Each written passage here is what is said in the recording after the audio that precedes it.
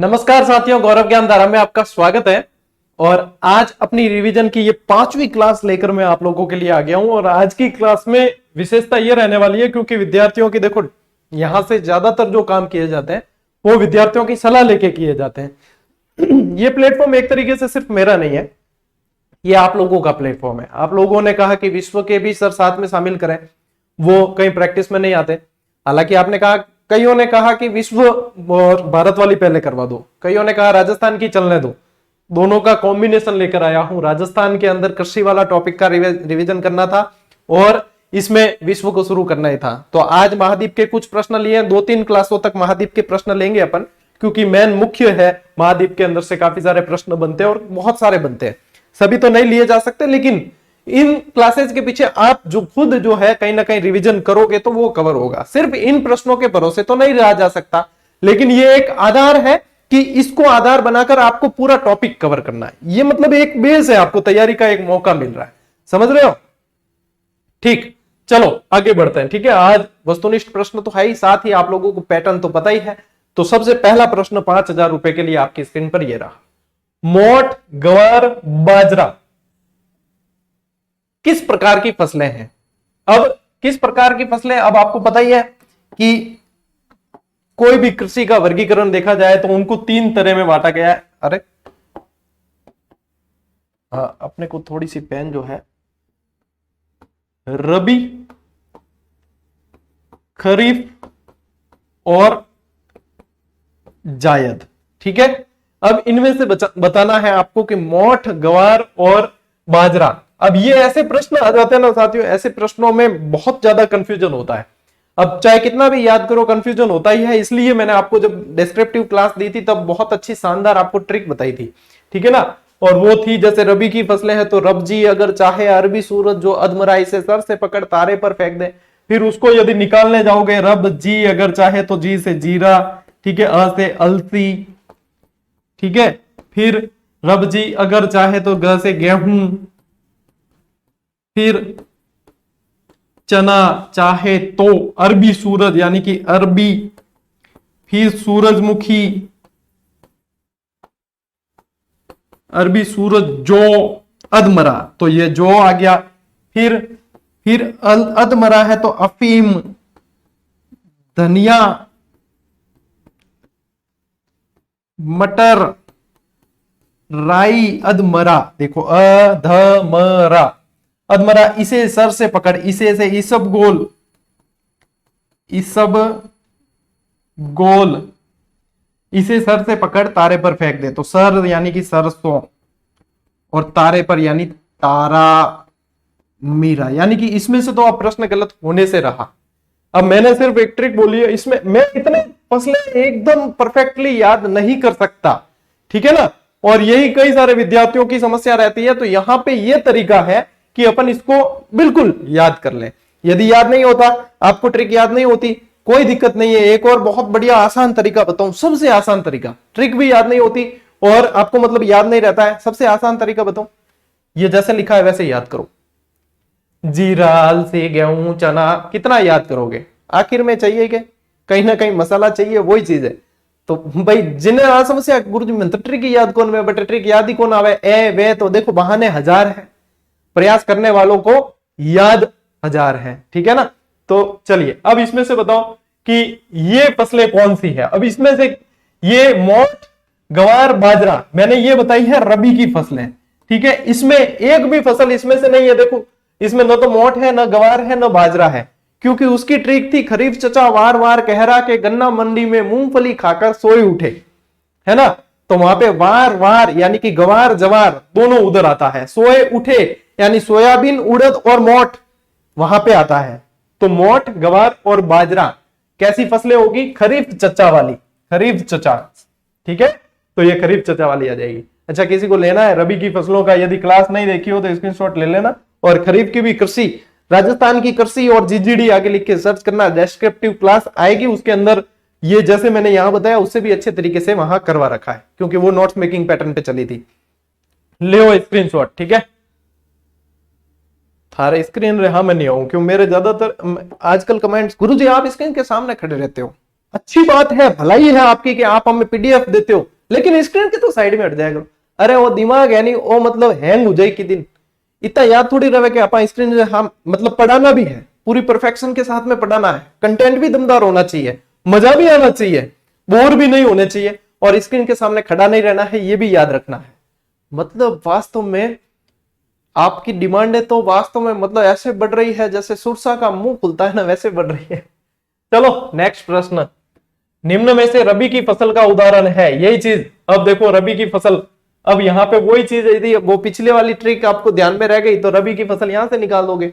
खरीफ चचा वार वार कहरा के गन्ना मंडी में मूंगफली खाकर ये सारे सोए उठे, तो ये तीनों तो कौन सी है, ये तीनों तो है आपके, पूछी क्या है, रबी की। ये तीनों कौन सी है, खरीफ की। और यहां से फिर रब जी अगर चाहे, सबसे पहले ही मैंने अलसी ही लिखा था, सबसे पहले अलसी लिखा है ना, ये देखो, हाँ रब जी, हाँ अलसी दूसरे नंबर पे लिखा हुआ है, जीरा के बाद में मैंने अलसी लिखा है, ये देखो जीरा के बाद अलसी, तो ये रबी की फसल में। ऐसे याद मतलब हो जाएगी, वहां सवाल गलत नहीं होगा, ये बात पक्की है। तो यहां पे इसका उत्तर क्या है, इसका उत्तर है आपके अलसी। सही उत्तर क्या है, अलसी। रबी की फसल का उदाहरण है अलसी, बाकी जो है ये खरीफ की फसलें हैं, ठीक है ना, खरीफ की फसलें हैं ये, रबी की फसल उनालू और खरीफ की सियालू। चलो भैया नेक्स्ट सवाल, निम्न में से किन फसलों के उत्पादन में राजस्थान का भारत में प्रथम स्थान है। अब कृषि में ऐसी चीजें तो पूछी जाती है और ऐसी चीजें अपने क्या है गोडे भी देती है, लेकिन करें क्या, याद नहीं रहता। और याद रखने के लिए क्या करना पड़ेगा पता है, बार बार पढ़ना पड़ेगा। मैंने अभी अपने, आपको पता ही है, मैंने सोमेंद्र सिंह जी ऐसा ही, जिनका 45 रैंक से सिलेक्शन हुआ, उनका इंटरव्यू लिया था और आप लोगों ने देखा भी हो। तो उन्होंने क्या कहा था उस इंटरव्यू के अंदर, एक तो सर मैंने रिवीजन इतनी बार किया, कम से कम 50 बार रिवीजन किया। Can you believe this, 50 bar revision. वास्तव में हकीकत बात है, लोग कहते हैं ना 2 बार पढ़ो हो जाए, नहीं होगा सिलेक्शन 2 बार पढ़ने से, 2 बार होंगे नहीं लगे, मतलब कोई पल्ले नहीं पड़ेगा, बार बार रिवीजन करना पड़ेगा। दूसरी चीज अभ्यास करना पड़ेगा, प्रैक्टिस मेक्स मैन परफेक्ट, ऐसे ही नहीं कहा गया, उस पे पहले मतलब उसको साबित किया गया है। करत करत अभ्यास के जड़मती हो तो सुजान, रसरी आवत जात है सिल पर पड़त निशान, ऐसे ही थोड़ी कह दिया किसी ने मुंह उठाकर और लोगों के जुबान पे चढ़ गए, नहीं। ये 2 चीजें आपको अपने जीवन में उतारनी पड़ेगी यदि सिलेक्शन लेना है, और तो बहाने हजार, ठीक है, सिलेक्शन लेने वाले भी मिलेंगे हजार, अपने कोई जरूरी थोड़ी है सिलेक्शन। निम्न में से किन फसलों के उत्पादन में राजस्थान का भारत में प्रथम स्थान है, बताओ। देखें अब इसमें से मतलब पूरे तीनों फसलों का युग्म होना चाहिए, तब आप जाकर भारत में फसल प्रथम स्थान वाली जान पाओगे, ठीक है। यदि तीनों में से एक भी नहीं है तो फिर नहीं आएगी। और तीनों में से यदि मैं आपको ज्यादा दिमाग पे मंथन जोर नहीं डलवाता हूं, सीधा बता देता हूं, सरसों में भी है राजस्थान प्रथम, चने में भी है और मोठ में भी है, ठीक है ना, चने में भी है और मोठ में भी है और सरसों में भी है। यदि बाकी के अंदर देखोगे तो इसमें मक्के में नहीं है, ठीक है, यहाँ पे चलो चने में मान लिया अपन ने, लेकिन उड़द में नहीं है। फिर वापस यहाँ पे भी यही समस्या आ जाती है, सब गोल में है प्रथम, लेकिन फिर वापस तीनों का युग्म मैच नहीं होता तब। अब देखो यहाँ पे ये जो एक फसल है इसके बारे में पूछा जाता है कि अपने खाई तो बहुत है, ठीक है, बिक्का जी भुजिया बनाई कुण डूंग जी, कुण बनाई डूंग जी। डूंग जी इसलिए लिख रहा हूं क्योंकि डूंगर सिंह आएगा, ठीक है ना, वहां पे डूंग जी लिखा हुआ नहीं आएगा, लेकिन अपने याद करने के हिसाब से अपन डूंग जी लिखेंगे, वहां पे आएगा डूंगर सिंह जी बीकानेर इन्होंने। और ये किस लिए प्रसिद्ध है, यहाँ एक तो मोठ और उड़द और ये प्रयोग तो ली जाती है, साथ ही साथ क्या ध्यान रखना है यहाँ पे मतलब क्रिस्पी, इसको कुरकुरेपन के लिए खाया जाता है, ठीक है ना। अंग्रेज नहीं खा सके क्योंकि चरकी भी गणिया हुआ है, और अंग्रेज आ रही तो चर को सहन कौन है, अपा तो मतलब पानी पूरी खाने जाओ तो भी बिनका, अरे मिर्चा तो घाल रहे तेरे घर ले पया लगेगा, पया तो मैं दू ना यूं। अपने यहाँ पे थोड़ा सा क्या है, मसालेदार चीजें ज्यादा खाई जाती है, ये डूंगजी वाला ध्यान रखना। चना जो है दालों में, दलहन में सबसे ज्यादा, दलहन में सबसे ज्यादा खाई जाने वाली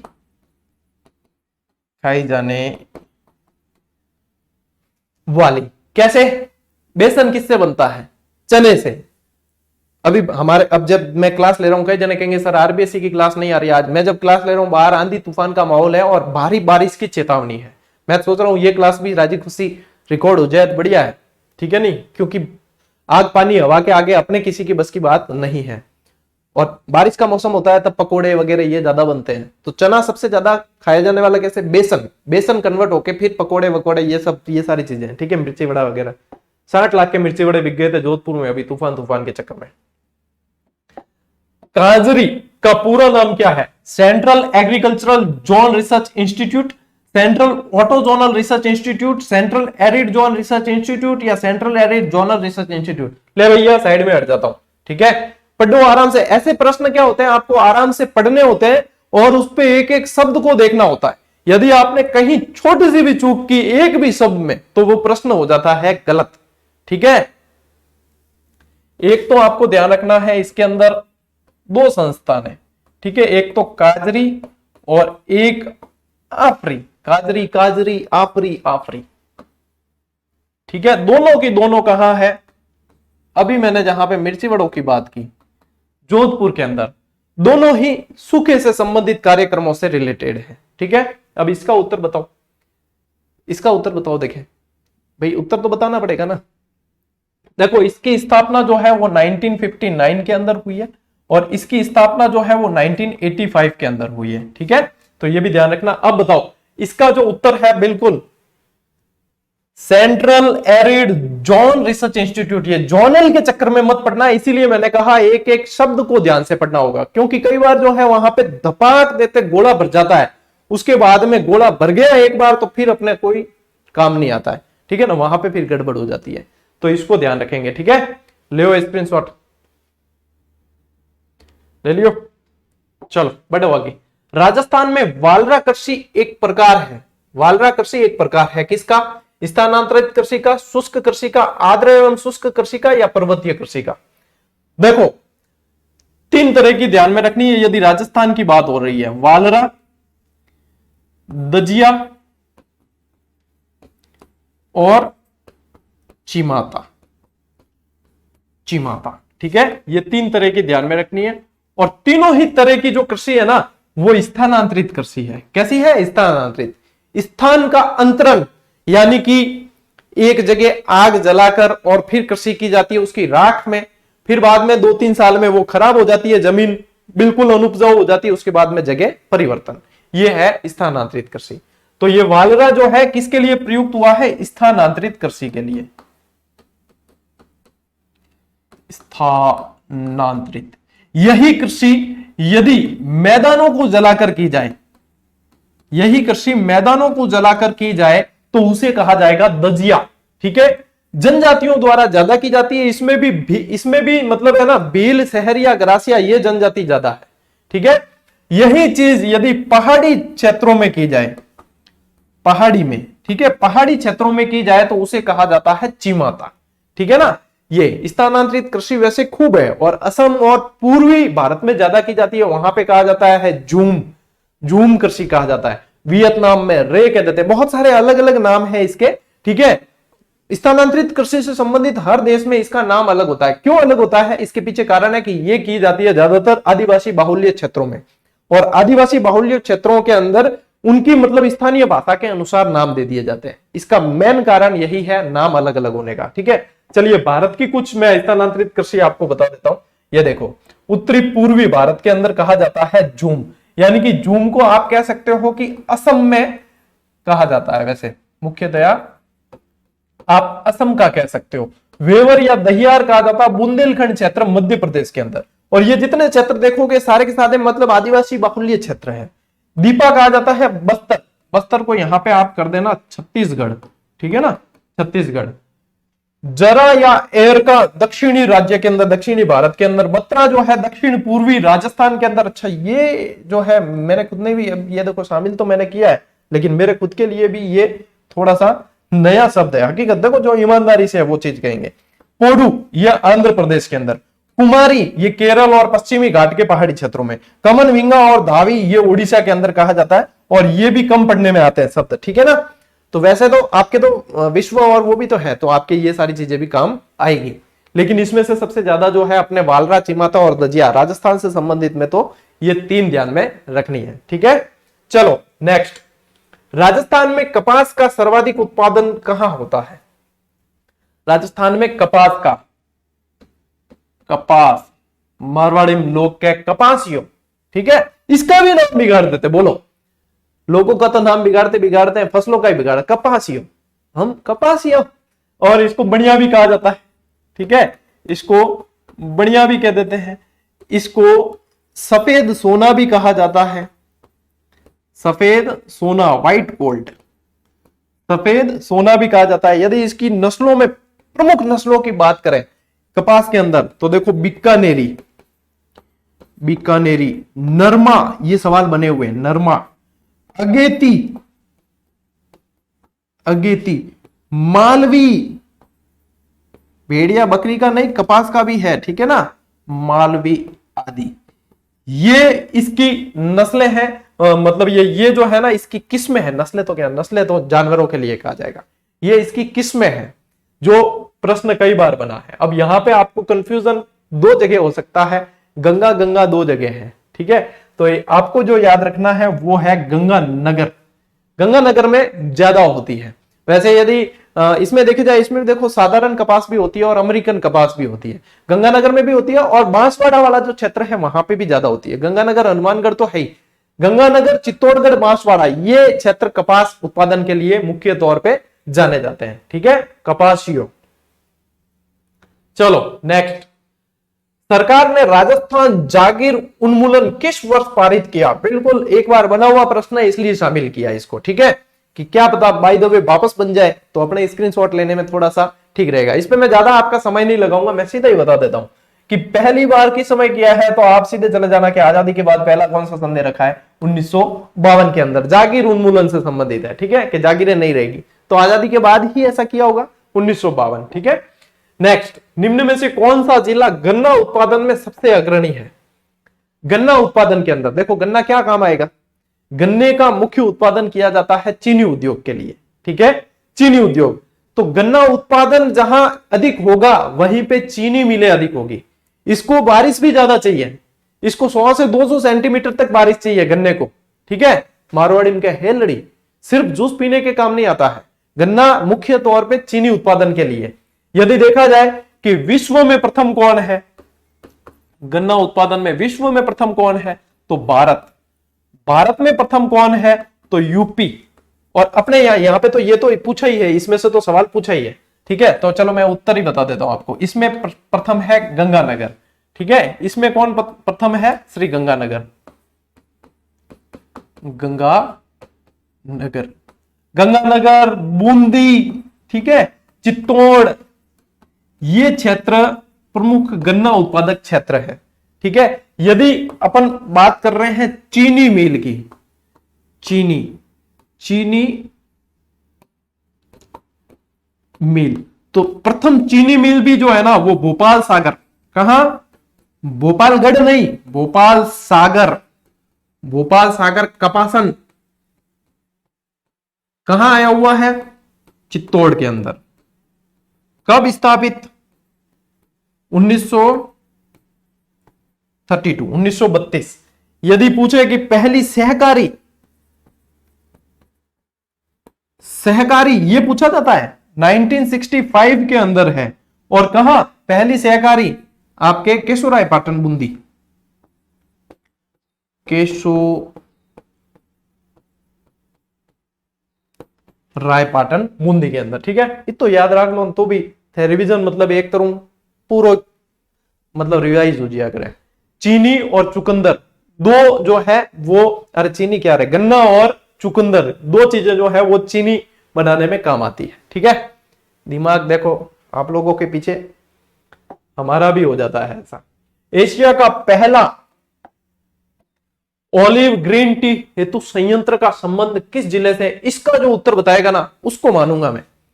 ये बताओ देखें, अब क्योंकि इसमें आप लोगों के कंफ्यूजन ज्यादा होता है, मैं देखना चाहता हूं कि इसका उत्तर कौन कौन सही दे रहे हैं।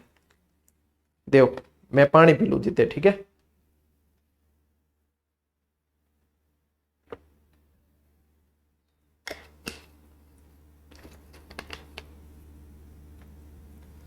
देओ भैया उत्तर देओ इनो,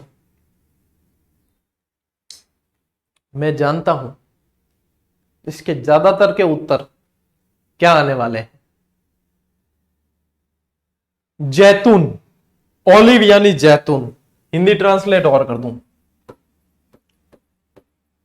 अब बताओ, सही उत्तर नहीं दिया ना, क्लास बंद। कल से क्लास आने बंद। कि इतनी पढ़ाने के बाद भी सही उत्तर नहीं देते हो, इतना कंटेंट आपको देते हैं फिर भी सही उत्तर नहीं देते हो, तो क्लास लेने में मतलब क्या है? आप रहे मैं मारे। थाने भी ध्यान है तो विश्वास हो ही गया है कि सर कह दे भले लेकिन क्लास बंद तो नहीं करे। हाँ, कई जनों के उत्तर गलत है। ठीक है, इसका सही उत्तर है जयपुर। कैसे? कि यहां दे रखा है ऑलिव ग्रीन टी हेतु संयंत्र।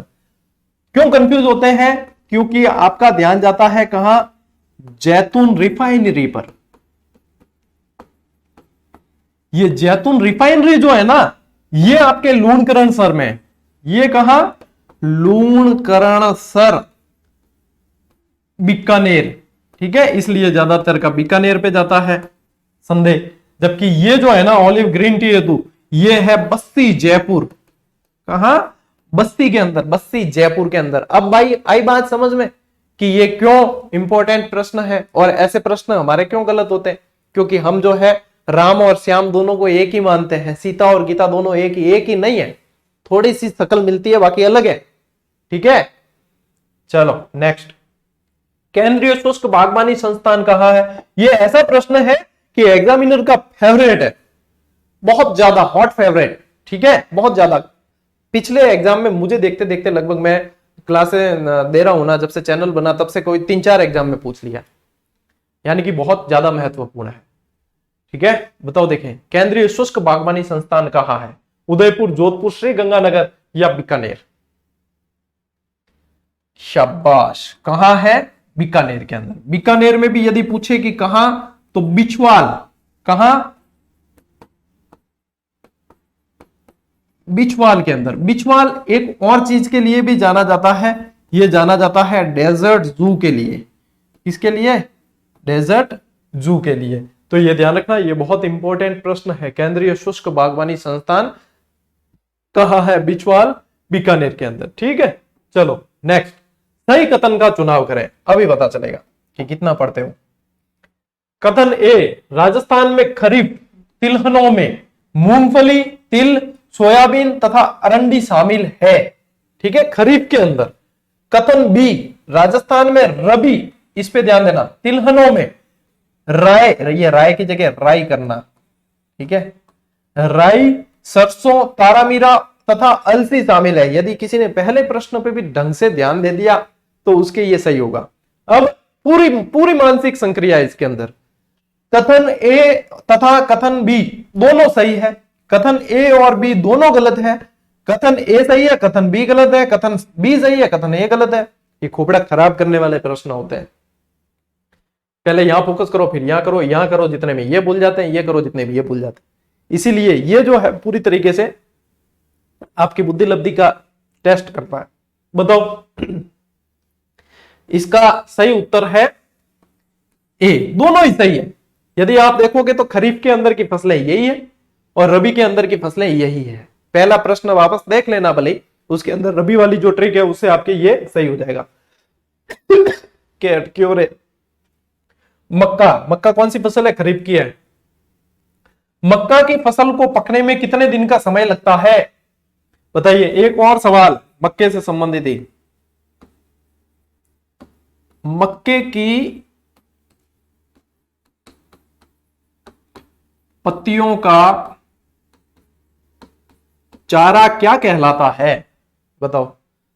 फसल को, ये सवाल बना हुआ है, हंसी ख्याल में मत लेना। मैंने अभी तक जितनी क्लास में जितने प्रश्न शामिल किए सारे के सारे बने हुए हैं, एक भी मन से बनाकर नहीं लिया, क्योंकि मैं पुराने प्रश्नों पे अभ्यास करवाना चाहता हूं आपका। 110% सही है ये उत्तर। ठीक है, इसको कहा जाता है साइलेज। साइलेज, ठीक है, मक्के के चारे को कहा जाता है। ये अरावली क्षेत्र में ज्यादा उगती है और ज्यादा मक्की नहीं खानी चाहिए। कंटिन्यू खाने से बहरे हो जाते हैं, बोले। मारवाड़ी में क्या बोला।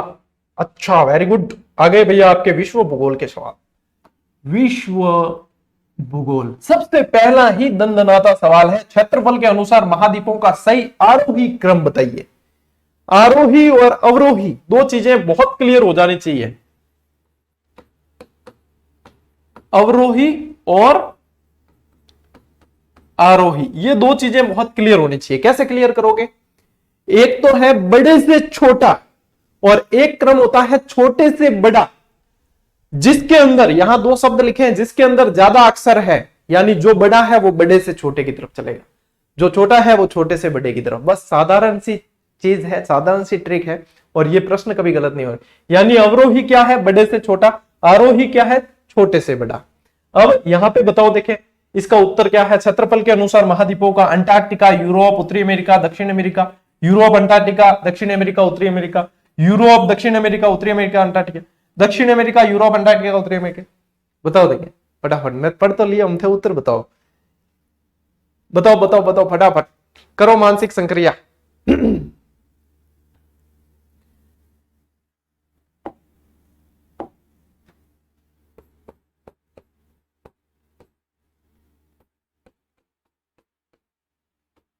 जिसने वन लाइनर पढ़ी है उसके अंदर ये ट्रिक दी थी, और मैंने जब पढ़ाया था विश्व का, मतलब आपको जो पूरा बैच पढ़ाया था उसके अंदर ये ट्रिक बताई थी, वो बहुत बेस्ट, कभी भी सवाल गलत नहीं होगा।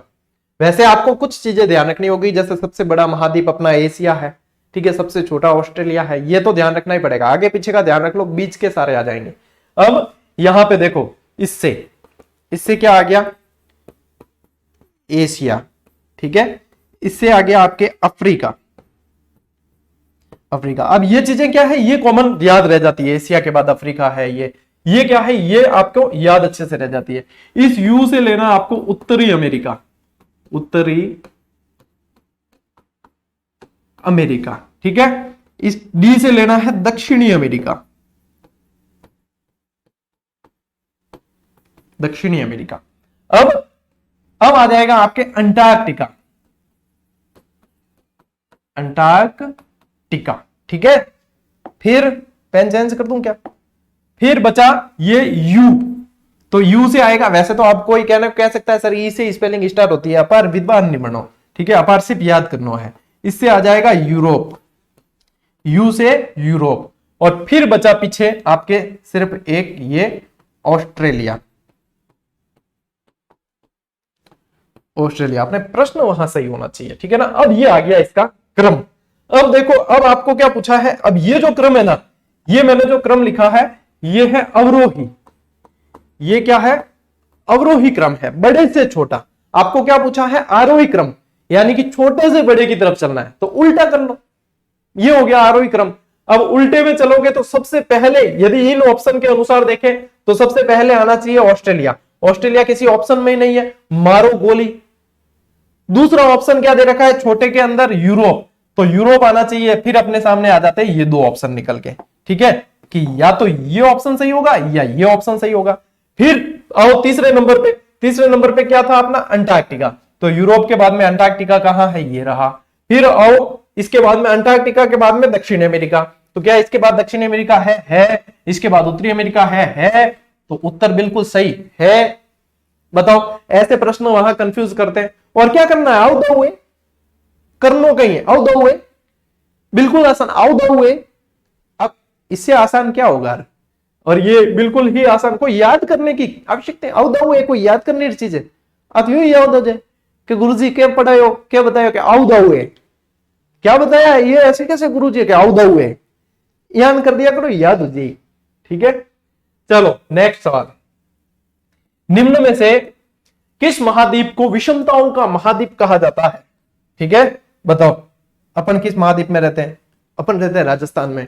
यहां पे भर्तियों में बड़ी विषमता है, तो विषमताओं का महाद्वीप आपके कौन सा हुआ? अपना खुद का ही हुआ, ठीक है, अपना खुद का एशिया ही हुआ। ये एशिया जो है ना, ये एशिया आंसू शब्द से बना है, आंसू शब्द से बना है, और आंसू जो है हिब्रू भाषा का शब्द, ठीक है। इसका शाब्दिक अर्थ, इसका शाब्दिक अर्थ क्या होता है बताओ? देखिए, इसका शाब्दिक अर्थ होता है सूर्योदय, सूर्योदय हिब्रू भाषा का शब्द है, ये आप ध्यान रख सकते हो। इसको एसिरियन भाषा भी कहा जाता है। आंसू शब्द मतलब आंसू, मूल शब्द आंसू से बना है एशिया। चलो ये चीज ध्यान रखना। इसके अलावा साथ साथ ध्यान रखना, देखो विषमताओं का महाद्वीप तो है, सभी धर्मों की आद्य भूमि भी कहा जाता है इसे, ठीक है। और सभ्यताओं की मतलब सभ्यताओं की जननी का देश भी कहा जाता है, बहुत सारे इसके उपनाम है। तो यहां पे अपना उत्तर निकल के क्या आएगा, एशिया आएगा। ठीक है, लेनो के स्क्रीनशॉट, इनके स्क्रीनशॉट ले। चलो अगला, एशिया की सबसे लंबी नदी कौन सी है, बताओ। वांग हो नदी, यांगटी सिक्यांग नदी, मिकांग नदी या ब्रह्मपुत्र, किसकी बतानी है, एशिया की। एशिया, अफ्रीका और यूरोप। यूरोप दिख रहा है क्या, ये यूरोप, फिर उत्तरी अमेरिका। आप बताओ, उत्तर बताओ आप। दक्षिणी अमेरिका, और ले लेते हैं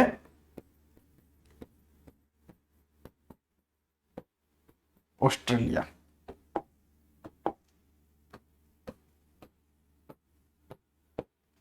बताओ इसका उत्तर क्या है, सबसे लंबी नदी। देखो हुआंगहो जो नदी है ना, हुआंगहो बोली जाए कौन शब्द है, चाइनीज तो चाइनीज है आखिर। हुआंगहो, इसे पीली नदी भी कहा जाता है, चीन का शोक भी कह दिया जाता है, इसके किनारे सभ्यता भी है, पीली सभ्यता वगैरह। इसका सही उत्तर जो है ना वो यांगटी सिक्यांग है, यांगटी सिक्यांग। ठीक है, तो एशिया की सबसे लंबी नदी कौन सी हो गई, यांगटी। यांगटी सिक्यांग है, मैं मतलब आप लोगों के लिए काम छोड़ रहा हूं। अफ्रीका की सबसे लंबी पूछेंगे तो नील नदी, कौन सी, नील नदी। यदि यूरोप की पूछ लेंगे तो आपके कौन सी आ जाएगी, वोल्गा,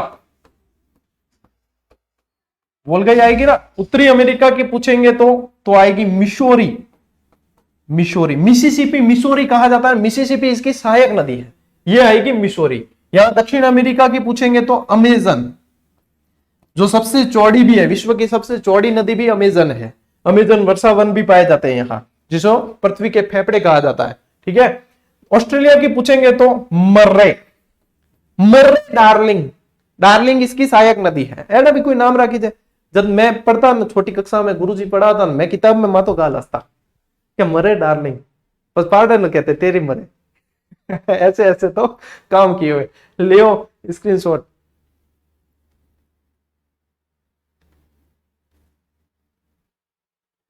चलो नेक्स्ट, एशिया का सबसे बड़ा मरुस्थल बताओ, देखें। थार का मरुस्थल, गोबी मरुस्थल, सहारा मरुस्थल या तकलामाकन, बताओ। आज की क्लास में मुझे पता है आपको आनंद बड़ा आएगा। थार मरुस्थल, गोबी मरुस्थल, सहारा मरुस्थल या तकलामाकन। देखो ये जो है ना, ये तो है विश्व का सबसे बड़ा।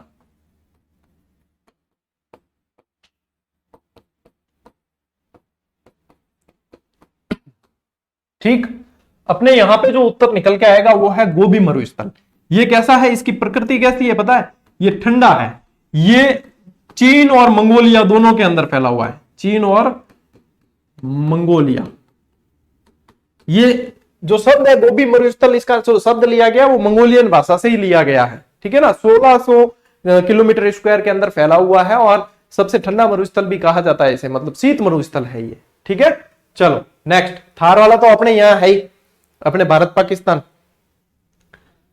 निम्न में से कौन सा युग्म सही सुमेलित है, नहीं है नहीं बताना, सही सुमेलित है, इस बार नहीं शब्द नहीं डाला। संसार का सर्वाधिक वर्षा वाला स्थान मासिनराम, एशिया का सबसे गर्म स्थान जैकोबाबाद, एशिया का सबसे ठंडा स्थान बर्फोयांस्क, या सभी सुमेलित है, बताओ। देखे खड़काओ उत्तर फटाफट। हालांकि ऑब्जेक्टिव क्लास में देखो मजा बहुत आता है, हमें भी आता है, आनंद आपको भी आता है। करेंगे आपके लिए फ्यूचर में, कंटिन्यू भी करेंगे इनको, ताकि सिर्फ एग्जाम के पास में नहीं देखे जाए, आप रेगुलर इसको देखें, ताकि आपका रेगुलर अभ्यास होता रहे। ठीक है ना, ये चीज भी करेंगे। देखो धीरे धीरे जैसे हम सक्षम होंगे तो वैसे आप लोगों के लिए बहुत अच्छे प्रयास करने का सोचा हुआ है। आप लोगों का सपोर्ट हमेशा चाहिएगा। बताओ इसका सही उत्तर है ये सभी सुमेलित है। कैसे कि ये देखो, संसार का सबसे ज्यादा वर्षा वाला स्थान जो है ना, ये मासिनराम। मासिनराम कहां, मेघालय के अंदर। मेघालय कहां, भारत के अंदर। यहाँ पे 3 तरह की पहाड़ियां पाई जाती है, गारो, खासी और जयंतिया। जयंतिया, ऐसा लगता है किसी का नाम बिगाड़ा है जयंतिया करके, तो ठीक है, कोई जयंती लाल है भी नाम बिगाड़ दी, जयंतिया। गारो, खासी और जयंतिया, ये कीपाकार पहाड़ी होती है, इसके अंदर बादल एक बार घुस गए तो खाली होके ही निकलना पड़ेगा, नहीं तो निकलने नहीं देते। ठीक है, वहां पे यानी अंदर घुसे तो बाद में ठोक पीट के भी बरसना पड़ेगा, लेकिन बरसना पड़ेगा, उसके बाद में निकलेगी। तो यहां से लगभग लगभग है ना 1175 सेंटीमीटर वर्षा होती है, जो सबसे ज्यादा है विश्व की। तो ये सही है। जैकोबाबाद कहां आया हुआ है? जैकोबाबाद पाकिस्तान के अंदर आया हुआ है, ठीक है ना, पाकिस्तान के अंदर। और 57 डिग्री सेल्सियस यहाँ तापमान रहता है। बर्फोयांस कहाँ है? साइबेरियाई रूस के अंदर है। कहां है? रूस के अंदर है। और -69 डिग्री सेल्सियस तापमान यहाँ पे दर्ज किया जाता है। और राजस्थान का बर्फोयांस माउंट आबू को कहते हैं। किस लिए कहते हैं? क्योंकि ठंडक के कारण ही। तो यहाँ इतना ठंडा तो नहीं है माउंट आबू, लेकिन ये यहाँ पे ज्यादा ठंडा है। ये कितना ठंडा है कि जहां पे कोकड़ी जाम हो जाए, इतना ठंडा है ये। नेक्स्ट, एशिया और यूरोप महाद्वीप दोनों में स्थित देश है। मतलब दो देश ऐसे हैं जो एशिया में भी है और यूरोप में भी है। ठीक है, दोनों जगह की खाते हैं। बताओ, यूक्रेन और रूस, रूस व तुर्की, रूस व सीरिया, यूक्रेन व ईरान। बताओ, देखिए फटाफट फटाफट फटाफट फटाफट। इसका सही उत्तर है बिल्कुल रूस और तुर्की। ये तुर्की जो है ना, इसके बारे में दो फैक्ट और बता देता हूं आपको। इसको कहा जाता है यूरोप का रोगी, यूरोप का रोगी, और एशिया का प्रवेश द्वारा नहीं, द्वार द्वार। मैं चाहता हूं फटाफट क्लास हो जाए ताकि लाइट जाने से पहले अपन सेफ जोन में चले जाए, क्योंकि बाहर मौसम बड़ा खराब है। सीट बेल्ट की सीट में क्या कहते हैं उसे, सीट की पेटियां बांध देनी चाहिए, कंफ्यूज हो जाया करा है यार। जापान में स्थित 4 द्वीपों का उत्तर से दक्षिण में और सही क्रम क्या होगा? उत्तर से दक्षिण की ओर सही क्रम बताना है। उत्तर से दक्षिण यानी ये क्रम बताना है। जापान के द्वीप, जापान में पता है आपको कितने द्वीप है? जापान के अंदर टोटल 3900 द्वीप है। टोटल कितने जापान के अंदर? 3900 द्वीप है। यदि सबसे बड़ा द्वीप समूह देखा जाए तो जापान नहीं है, इंडोनेशिया है। ठीक है, सबसे बड़ा द्वीप समूह जो है वो इंडोनेशिया, इंडोनेशिया द्वीप समूह, द्वीप समूह सबसे बड़ा। यहां पे कितने पता है? यहां पे है 17,000 द्वीप है। 17,000 द्वीप एशिया के अंदर ही आता है। ये भी एशिया में। होकिडो, होन्सु, नाम कैसे है? शिकोंकू, क्यूसू, क्यूसू, होन्सु, शिकोंकू, होकिडो, होन्सु, होकिडो, क्यूसू, शिकोंकू। बताओ, देखें इसका उत्तर क्या है। ये मैंने आपको मतलब विद डायग्राम याद करवाया था। यदि याद हो वो क्लासेस जिन पे लाखों व्यूज पड़े हैं अभी भी, और इस तरीके से मुझे नहीं लगता अपने राजस्थान में इस तरीके से, आप देखना एक बार क्लास महाद्वीप की, महासागर की क्लासें इतनी बेहतरीन एफर्ट के साथ में करवाई है। मतलब इस तरीके से मैंने नहीं देखा कि इतने डायग्राम वगैरह को शामिल करके यूट्यूब पर किसी ने पूरी करवा दी। पेड कोर्स में हो सकता है किसी के हो, लेकिन यूट्यूब पे पूरी क्रम वाइज, ठीक है ना, देखना है एक बार। इसका सही उत्तर है होकिडो, होन्सु, शिकोंकू, क्यूसू। सिर्फ ऐसे नहीं, क्या पता सही है कि नहीं है, गुरुजी बता रहे हैं जो सही है कि नहीं है। मैं आपको डायग्राम बताता हूं वापस एक बार, इसको सेव हो जाने दो ताकि वैसे तो मैंने आपको स्क्रीनशॉट लेने का समय दिया है हर बार, लेकिन फिर भी दे देंगे पीडीएफ भी, ठीक है ना। चलो देखो, सिर्फ ऐसे नहीं कि सर आपने बता दिया और हो गया, वो वाली बात नहीं करेंगे अपन। मैं आपको नेक्स्ट पे लेके जाता हूं। एक मिनट के, वो भाई सेव को नहीं हुई क्या? लाइट जाने तैयारी तो कौन है? कुछ ना कुछ गड़बड़ तो हुई है।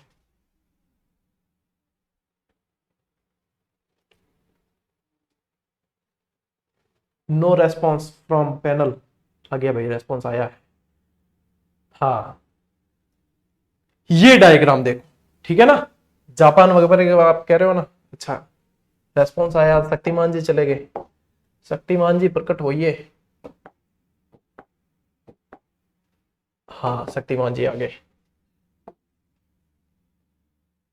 अरे क्यों तेल बढ़ा रहा है, पड़ा ना दिन।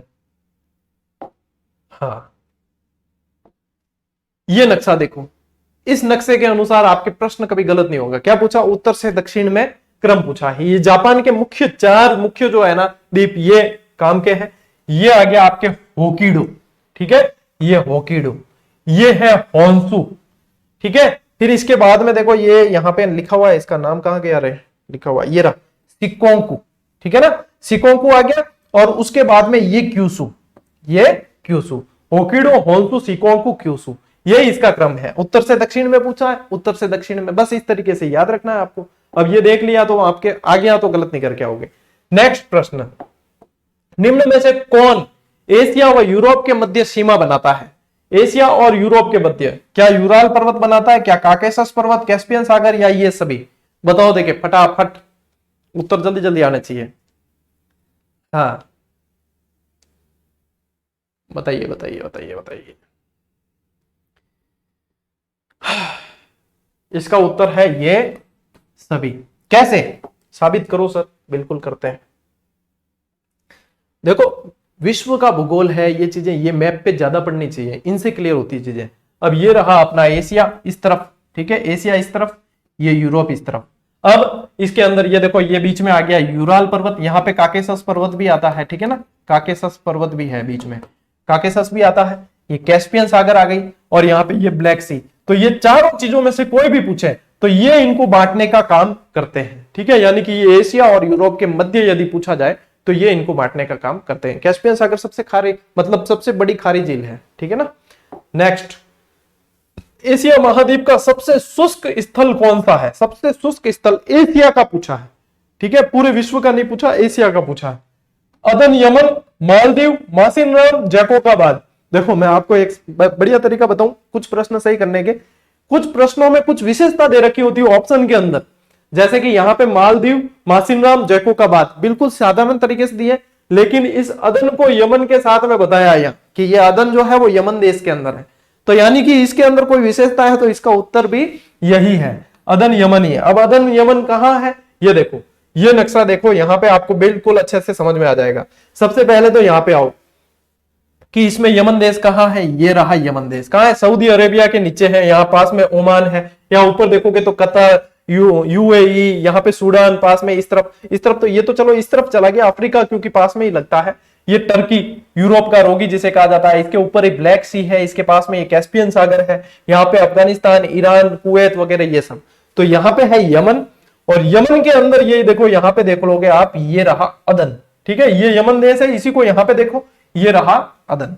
तो इससे बढ़िया तो आपको क्या बताऊंगा मैं, ठीक है ना। डिजिटल बोर्ड का यदि सही यूज है तो वो ये है, सिर्फ ऐसे नहीं कि बस मैं आ रहा हूं, मैं लिख रहा हूं, लिखना तो फिर वो प्लेन बोर्ड ही काफी थे, फिर तो डिजिटल का मतलब ही नहीं। ये उपयोगिता है इसकी। नेक्स्ट प्रश्न, दक्षिण पूर्व एशिया की डैन्यूब नदी को कहा जाता है, किसको कहा जाता है? ये प्रश्न होगा। दक्षिण पूर्वी एशिया की डैन्यूब नदी, ये लिखा है, किस नदी को कहा जाता है? मेरे पढ़ने में मिस्टेक हुई, यांगटिशिक्यांग है, ठीक है ना, यांगसी आ गया, शॉर्ट में लिखा है, हुआंगहो, ब्रह्मपुत्र या मिकांग। बताओ देखे फटाफट, और इसे बता देता हूं, टाइम वेस्ट नहीं करते। मिकांग नदी, इसे दक्षिण पूर्व एशिया की डैन्यूब तो कहते ही हैं, एशिया की गंगा भी कह देते हैं, ठीक है ना। ये दोनों तरीके से प्रश्न पूछा जा सकता है। चलो नेक्स्ट, एशिया का सबसे बड़ा द्वीप कौन सा है? इंडोनेशिया द्वीप समूह है ना, उसी के यहीं पे है ये। एशिया का सबसे बड़ा द्वीप पूछा है, द्वीप समूह नहीं, द्वीप समूह पूछते तो इंडोनेशिया आता, यहां पे पूछा है द्वीप सबसे बड़ा, तो सबसे बड़ा है द्वीप बोर्नियो, ठीक है। इस बोर्नियो द्वीप को एक और नाम से जाना जाता है, कालीमंथन भी कहा जाता है। क्या कहा जाता है? कालीमंथन द्वीप भी कह देते हैं, तो ये भी ध्यान रख लेना, ठीक है। चलिए नेक्स्ट प्रश्न, नेक्स्ट नहीं है, बस हो गया। और ये आप लोगों को आज टेलीग्राम पे डाल के भी, क्योंकि कई लोगों को पता नहीं है, तो सारी की सारी साथ में बता दी कि अभी जो टॉपिक वाइज जीजीडी पर जो संचालित टेस्ट सीरीजें हैं उनमें से ये है। और यदि आप देखोगे यहाँ पे 2 डिजिट में ही सारे शुल्क है, और है क्या, हर टॉपिक के हर प्रश्न पे अभ्यास। और इसमें से जैसे ये फर्स्ट ग्रेड और सेकंड ग्रेड वाली जो टॉपिक वाइज है, इनकी वैलिडिटी तो दिसंबर 2024 तक कर रखी है, यानी कि 1.5 साल। और मान लो कि ज्योग्राफी चेंज होगी तो ज्योग्राफी चेंज होगी, उसके चेंज करके उसी के अंदर अपडेट कर दिए जाएंगे, वापस से पैसे नहीं लिए जाएंगे। ये चीजें हैं विश्व भर। ये फर्स्ट ग्रेड सेकंड ग्रेड की अलग अलग दे रखी है। जूनियर अकाउंटेंट की यदि कोई कर रहा है तैयारी, तो उसके लिए सेकंड पेपर का एक भाग 2 भागों में डिवाइड किया हमने, एक भाग कल दे दिया है, देख लेना, ये अंकेक्षण, व्यवसाय अध्ययन और जीएफ&आर वाली। और आर्मी एससी राजस्थान अध्ययन 6 to 12, एनसीईआरटी भूगोल 6 to 12, इतिहास 6 to 12, अभी भी जुड़ रहे हैं इनमें, जैसे बन रहे हैं वैसे जुड़ते हैं टेस्ट, ठीक है ना। तो ये बिल्कुल नाम मात्र के शुल्क में, और हर चैप्टर का हर प्रश्न व्याख्या के साथ में इनके अंदर है। ठीक है, इनके अंदर व्याख्या भी है।